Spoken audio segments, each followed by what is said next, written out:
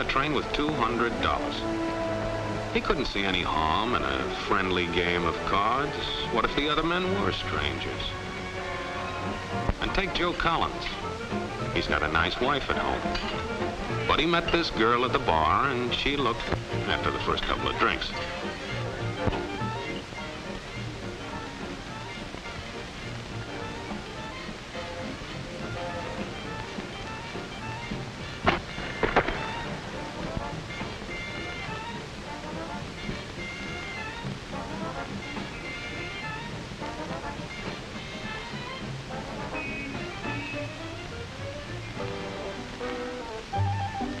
There's a good old-fashioned word for people like us. We call them suckers. And there are other people. People who stay up nights figuring out how to take away what they've got. There are all kinds of games. Mike here, for instance. He's got everything in me. He's young, he's healthy, got a job. And he's got plenty of food. Big factories to make things a man can use. Big cities to do the business of a big company. And people, lots of people. Enough to work the farm and build the factories, dig the mines, and run the business. All kinds of people. People from different countries with different religions, different colored skins. Free people.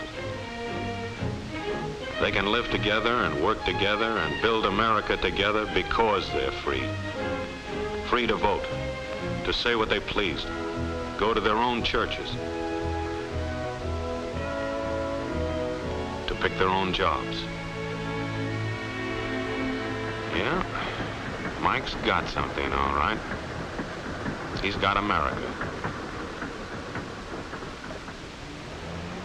But there are guys who stay up nights figuring out how to take that away from him. I happen to know the facts. Now, friends, I'm just an average American. But I'm an American. And some of the things I see in this country of ours make my blood boil. I see people with foreign money. I see Negroes holding jobs that belong to me and you. Now, I ask you, if we allow this thing to go on, what's going to become of us real Americans? I've heard this kind of talk before, but I never expected to hear it in America. This fellow seems to know what he's talking about. What are we real Americans going to do about it?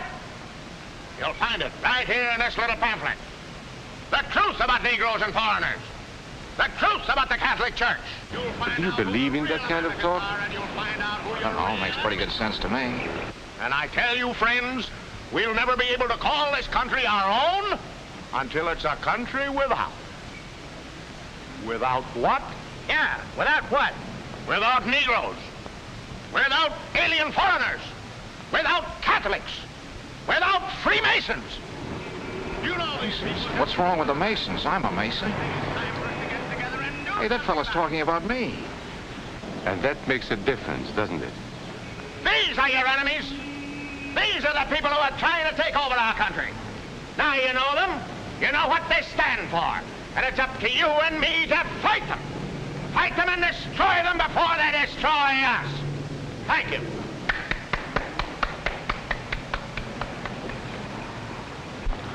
Before he said Masons, you were ready to agree with him. Well, yes, but he was talking about... What about those other people? But in this country, we have no other people. We are American people. What about you? You aren't American, are you? I was born in Hungary, but now I am an American citizen. And I have seen what this kind of talk can do. I saw it in Berlin. What were you doing there? I was a professor at the university. I heard the same words we have heard today. But I was a fool then. I thought Nazis were crazy people, stupid fanatics. But unfortunately, it was not so. You see, they knew that they were not strong enough to conquer a unified country. So they split Germany into small groups. They used prejudice as a practical weapon to cripple the nation. Of course, that was not easy to do. They had to work hard to do it. You see, we human beings are not born with prejudices. Always they are made for us, made by someone who wants something. Remember that when you hear this kind of talk. Somebody's going to get something out of it, and it isn't going to be you. This is not classroom theory. I saw it happen. I saw it first in Berlin in 1932. 5 young men that I knew were standing in the crowd listening to the Nazi speaker. Eric was a Catholic. Anton, a student of mine, was a Jew. Heinrich owned a small hardware store. Karl was a farmer. And Hans was an unemployed metal worker. To all Bohemian Germans, I say it is time you inherited the nation which rightfully belongs to you. To you alone belongs the glorious destiny of the Greater Germany. The Nazi Party will provide land for the farmer, work for the worker, and profits for the small businessman. Who is getting these things now? The Jew. The Jew who has stolen our nation and our birthright. Who makes all the money and takes all our jobs? The Jew! He must be shunned. He must be ostracized. He must be eliminated. And the Catholics. We don't want our great nation run by a foreign church. We Germans will know what to do with these people when the time comes. They and their faith must be destroyed. Then there are the Freemasons. In Germany, we have no place for secret societies. There will be only one society, and that is the Nazi Party. There will be no secrecy about that in the new Greater Germany. One by one, he attacked each minority and he split them off one from the other. These men were all fellow Germans when they came here today. Now they were split into rival groups, suspicious of each other, hating each other. They were being swindled, all of them. But the man who was really being fooled was Hans. He was pure German, according to Nazi standards. To him they promised everything, and he fell for it. That's how Hans became a Superman. They gave him a uniform and they pumped up his ego. He wasn't just a little fellow out of work anymore. He was a member of the master race. Hans and thousands of others like him, all playing a sucker's game. They gambled with other people's liberty, and of course they lost their own. A nation of suckers. Hitler needed these people. There was lots of work to be done. There were trade unions to be smashed, because unions were organized and might offer resistance. There were many political parties in Germany. These the Nazis destroyed. They were determined to smash every organization where people might band together and resist them. There were Jews to be beaten and killed. The Jews were not powerful, but they were a convenient excuse for all the nation's ills. And besides, a Nazi party member could not take over this man's store.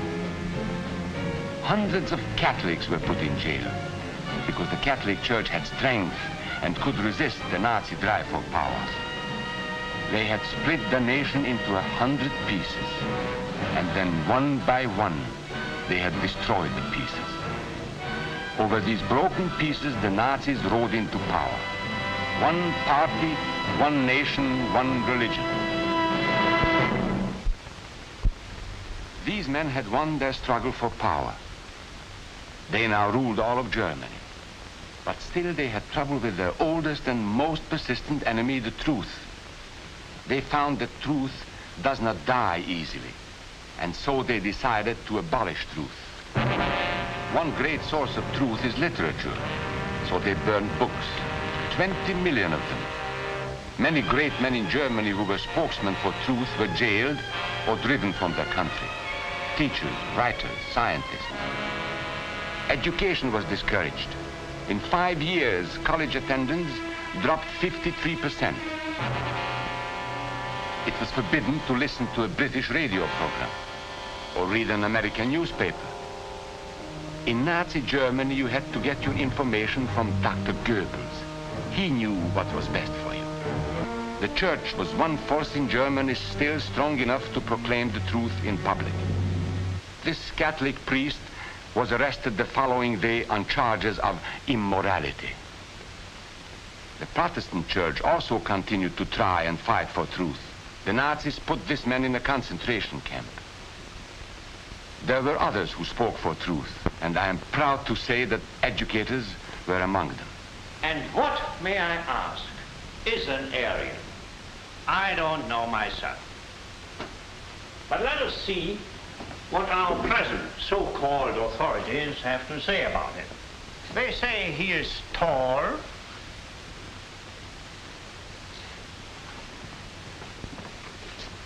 slender,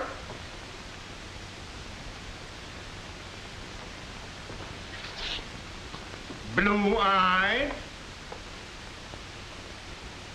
and blonde. There is no Aryan race. And more important, there is no master race. There are people who may find these ideas convenient, but science cannot support them. There is no scientific proof that there's any correlation between a man's racial characteristics and his native ability or character.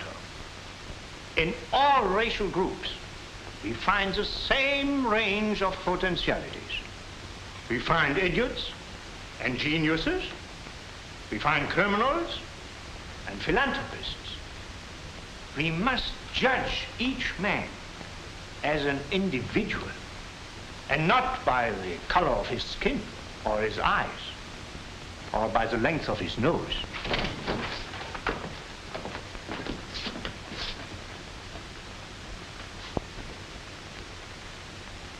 Come in, gentlemen.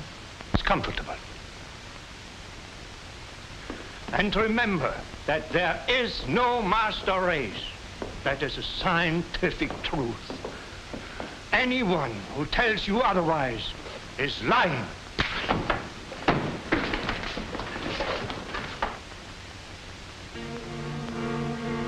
And so for all practical purposes, truth had been abolished in Germany. A lot of my German friends wondered what had hit them. How did it happen? Where did it start? It started right here. And this was where it could have been stopped. If those people had stood together, if they had protected each other, they could have resisted the Nazi threat. Together they would have been strong. But once they allowed themselves to be split apart, they were helpless. When that first minority lost out, everybody lost out. They made the mistake of gambling with other people's freedom. Now let's see how those bets paid off. Karl the farmer was gambling on a better life for himself. What he got was extra hours of back-breaking work, as much as 100 hours a week. He was forced to stay on his land and produce what he was told to produce, because now Hitler was preparing for war. For Heinrich, who owned a hardware store, the bet didn't pay off either. 104,000 small businesses were closed in 2 years. And for Hans, conditions hadn't improved any. He had a job now in a munitions factory, but he worked long hours for little pay. The working conditions grew increasingly bad. And even though he didn't like the job, he wasn't permitted to leave it. And when Hitler decided the time was right, Germany went to war. Not by declaring war, but by a carefully prepared sneak attack. Once again, Hitler needed Hans to do his dirty work.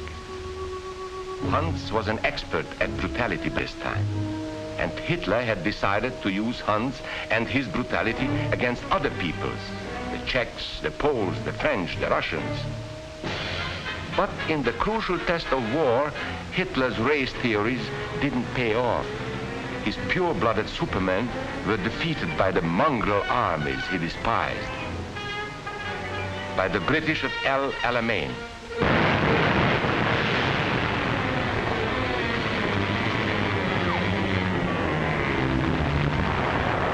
By the Russians at Stalingrad.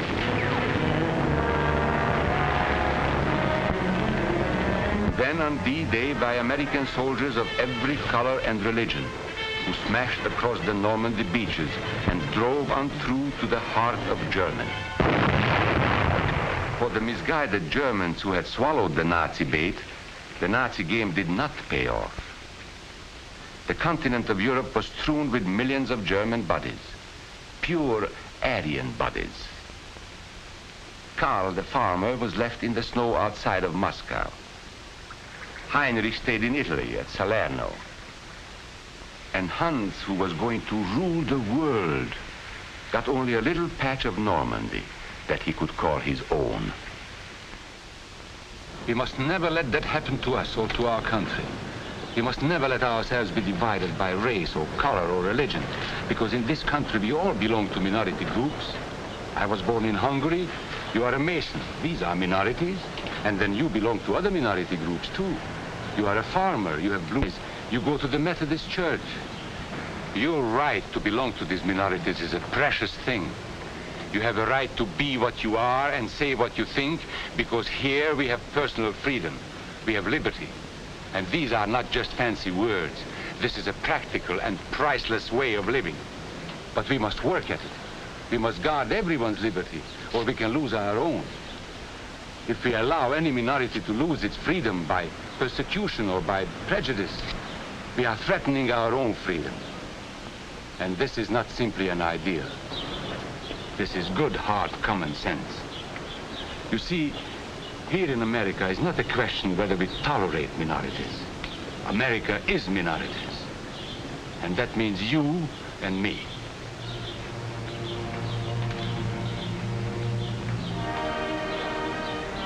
So let's not be suckers. We must not allow the freedom or dignity of any man to be threatened by any act or word. Let's be selfish about it. Let's forget about we and they. Let's think about us.